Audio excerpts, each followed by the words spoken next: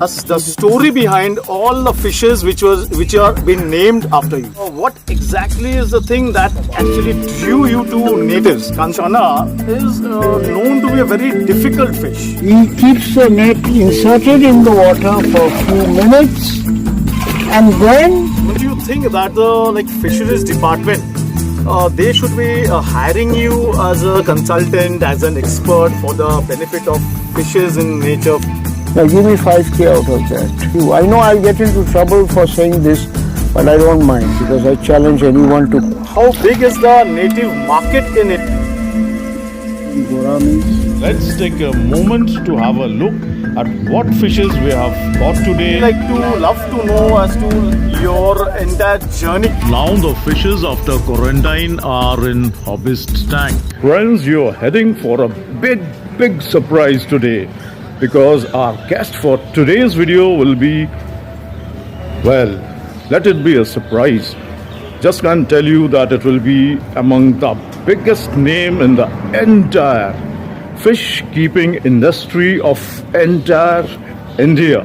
Must be wondering as to ये sleepy eyes लेके मैं कहाँ पे चल रहा हूँ, right? And the guest is none other than Mr. তো দাদা এটা আপনার কবেকার ছবি এটা আপনার? Years back or 8 years back. Can you guess with the voice? You have been able to recognize him. Just comment on the comment box. Giving you a clue, he's called the native king of India. Friends, any guesses as to who he is? Is none other than the native king of entire India, Mr. Andrew Rao. So, hello Andrew da. Hello. So friends, you must have understood today's video is all about, should I say, a very historic video, first time in YouTube Indian history, where we are capturing Mr. Andrew Rao, the native king, live and his work. Where ये video हालांकि मेरे लिए ये expedition, ये तो आप adventure बोल सकते हो, पर यहाँ पे दिखाया जाएगा entire work of Mr. Andrew Rao, जहाँ पे right from catching all the native fishes, तो native fishes का पूरा process होता है, वो आपको दिखाया जाएगा, recorded live and brought to you by my channel, exclusively by Onnie's Aqua.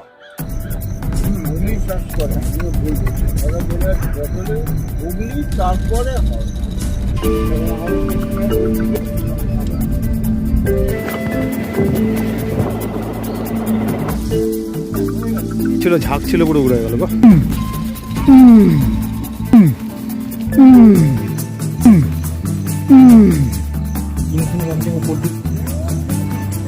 Just in case if you don't know as to who Mr.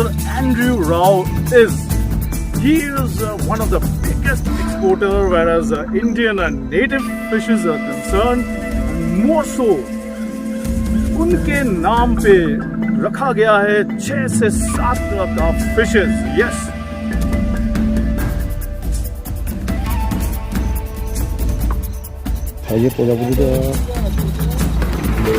there are several fishes named after him.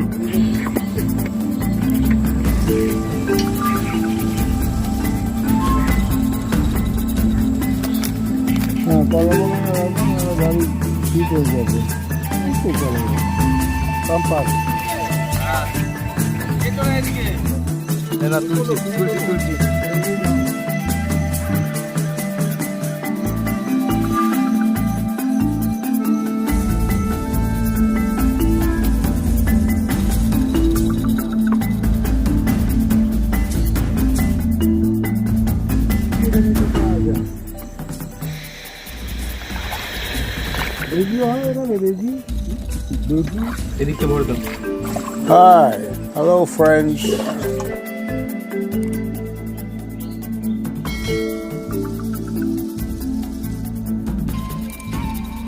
Andrew da, kindly ये थोड़ा बोलिएगा, if you could just tell us the story behind all the fishes which are been named after you. See, the story began with Mr.Andrew, which is a slaty blue leaf fish. And then I sent a few specimens to my friends, scientist friends in NUS, National University of Singapore, and they verified by DNA mitochondrial process that it is an undescribed species. So they went about describing it and named it after me. Second species that was named was Channa and Rao, which was done by Dr. Ralph Brits, who was then the director of the fish section of the British Museum of Natural History.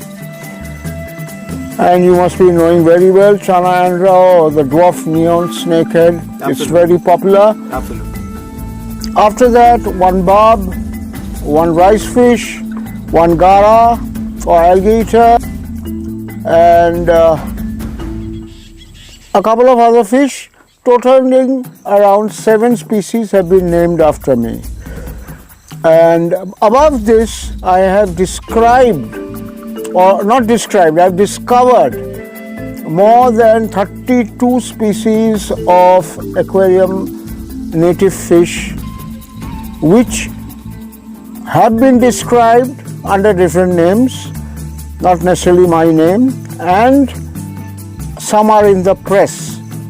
Like this year itself, I got 2 new species, but they are in the press because it's a process of researching on the species to see if there is another in its own name or not, and then it is formally given its new scientific name.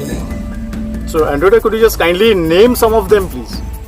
Now, since they are in the press, I can't really name them, but there are some loaches, some eels, some cyprinids meaning fish like barbs or labios. It's that, and maybe 1 or 2 catfish also.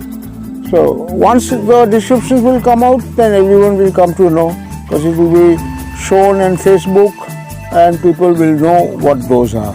Great news for all like fish lovers, especially as native lovers. We would like to know that what exactly is the thing that actually drew you to natives, considering that natives is not that favorite among overall the general hobbyist population. Actually, what drew me was basically of the fact that I wanted to work with animals per se. So fish such as animals such as reptiles, mammals, birds, etc. But as you know very well, in India everything is banned. Okay. Even a crow is banned. So how can I deal in it? Okay. So the only thing that was left was fish. So the fish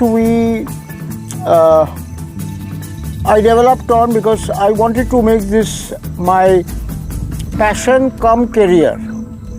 So continue my passion, at the same time earn from it so that it can feed my career, my passion too as well. And that's how we started. I have done popular aquarium fish such as goldfish, swordtails, sharks, barbs, tetras, and eventually I thought I will do something exclusive, since I used to go regularly to the field at my own expense, and I came across myriads of Indian species which no one knew about and which I introduced to the world market and to the hobby as such. We would like to know, as such, Channa is known to be a very difficult fish that is being considered by more or less all and sundry. So, could you just throw a little bit light on it as to like how it should be kept, how it should be quarantined, so that it becomes more popular among people? Because what I've even heard from many reputed breeders, sellers, hobbyists, that it's really very tough to keep. So, could you just throw a little light on this Channa fish? It's not really tough to keep, but they have issues because the channas which are in the trade are found in areas where there is a lot of parasites. And those parasites enter the bodies of the fish, and to eradicate them in private aquaria is a challenge. We are not access to those kind of medicines. Some are lucky, they get a good fish which is not yet infected, or a secondary infection it has got. So they manage to come through the gambit of being a threatening disease, but many do not. Furthermore, a lot of the Channa, since they are in huge demand in the export market, are handled just like sacks of potatoes. Now, sack of potato you eat, but this is not something that you eat, this is something that you keep. Absolutely. So if it is handled badly, the fish will only get worse, it will not get any better. So it's a challenge that way, and suppliers in various parts of India, whoever collect Channas, are least bothered on quality. You give them an order, they supply you the quantity, and that's the end of it, because everything is on advance payments, and they don't concede any DOA policy, which means dead on arrival policy. So it's a win-win situation for them, but it's a lose-lose situation for the persons concerned who are trying to trade them. Because we cannot send those fish in that condition abroad, we have to keep it. And while we are keeping them, conditioning them, there are more dying. So our initial costing is going up and up, whereby at the end of the day it is the reality that the fish are just breaking even. That's not the way a business should run. We should also earn. But then again, but over here we are always on the losing end.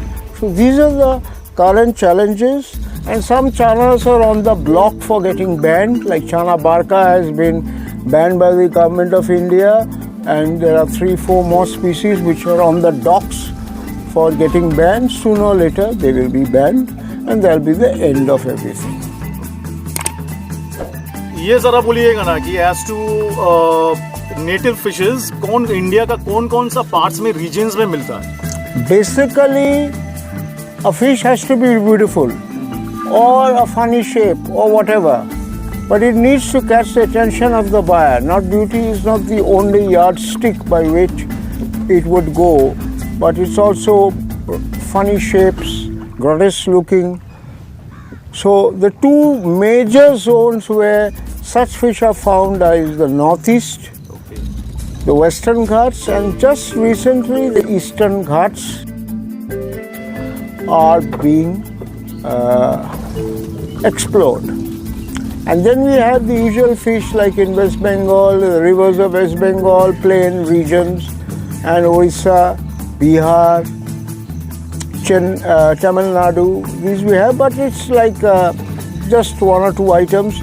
Not always is it feasible to collect from those zones. In general, मतलब कौन major fishes, कौन regions में मिलती पावा जाए native fishes? Basically, fishes like loaches, botia loaches, which have a fair demand but which are hard to come by these days.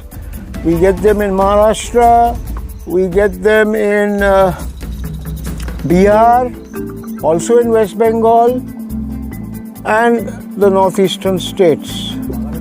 4 species of botia species. Then we have the Sistura, but Sistura are docile loaches, but not with much color and character, and which is a primary requirement for fish which are kept in an aquarium.